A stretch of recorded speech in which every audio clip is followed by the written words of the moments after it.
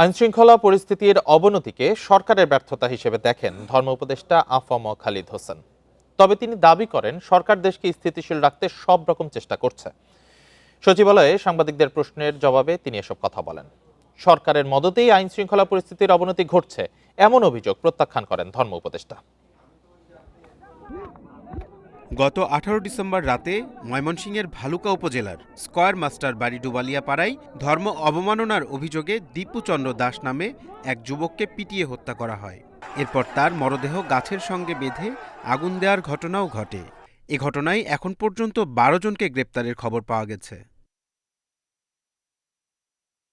একই দিন রাতে প্রথম আলো এবং ডেইলি স্টার ও ছায়ানট ভবনে হামলা ভাঙচুর ও অগ্নিসংযোগের ঘটনা ঘটে। এছাড়া দেশের বিভিন্ন স্থানে হামলা ভাঙচুর ও অগ্নিসংযোগেরও খবর পাওয়া যায়। আইন শৃঙ্খলা পরিস্থিতির এমন অবনতি নিঃসন্দেহে সরকারের ব্যর্থতা বলে মনে করেন ধর্ম উপদেষ্টা। তবে তার দাবি, সরকার এসব অপকর্ম প্রতিরোধ করে আইন শৃঙ্খলা পরিস্থিতি স্থিতিশীল রাখতে সচেষ্ট। সচিবালয়ে সাংবাদিকদের প্রশ্নের জবাবে ধর্ম উপদেষ্টা এমন দাবি করেন। এ সময় তিনি ময়মনসিংহের দীপুকে পুড়িয়ে হত্যার ঘটনায় দুঃখ প্রকাশ করেন। বলেন, কোনোভাবেই আইন নিজের হাতে তুলে নেওয়া যাবে না। ধর্ম উপদেষ্টা বলেন, সরকার দেশের স্থিতিশীলতা চায়। বারবার মব জাস্টিসের নামে যদি আইন শৃঙ্খলা পরিস্থিতির অবনতি হয় তাহলে নিঃসন্দেহে তা সরকারের ব্যর্থতা। আমরা চেষ্টা করে যাচ্ছি। কথা হচ্ছে যে সব স্থাপনায় আগেভাগে পুলিশ নিয়ন্ত্রণ করা, এটা তো একটা কঠিন কাজ। কখন কোন দিকে হামলা হয় এটা অনেক সময় আমরা জানতে পারি না। তো এই জন্য আমরা সবসময় এটা কিন্তু উৎসাহিত করি।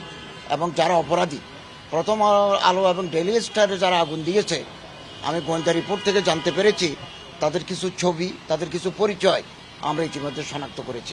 ধর্ম উপদেষ্টা বলেন, প্রথম আলো, ডেইলি স্টার, ছায়ানটে যারা হামলা করেছে তাদের খুঁজে বের করে ব্যবস্থা নেওয়া হবে। ছায়ানটে হামলার উস্কানি দিয়ে শিবিরের এক নেতার বক্তব্য সম্পর্কে প্রশ্ন করা হলে তিনি বলেন, কে কি করলো তা আমরা মাথায় নিচ্ছি না। এরকম কোনো প্রতিষ্ঠানে কেউ আগুন দিয়ে পুড়িয়ে দিবে অথবা মানুষ পুড়ে হত্যা করবে, এটা কোনোদিন আমাদের কাছে কাম্য নয়। আমরা এটাকে অন্যায় গর্হিত কাজ বলে বিবেচনা করি এবং এদেরকে আইনের আওতায় আনার জন্য আমরা বদ্ধপরি। সরকারের মদতেই আইন শৃঙ্খলা পরিস্থিতির অবনতি ঘটছে, কোনো কোনো মহলের এমন অভিযোগ প্রত্যাখ্যান করেন ধর্ম উপদেষ্টা। রাহিনুল ইসলাম রিঙ্কু, ইন্ডিপেন্ডেন্ট নিউজ, ঢাকা।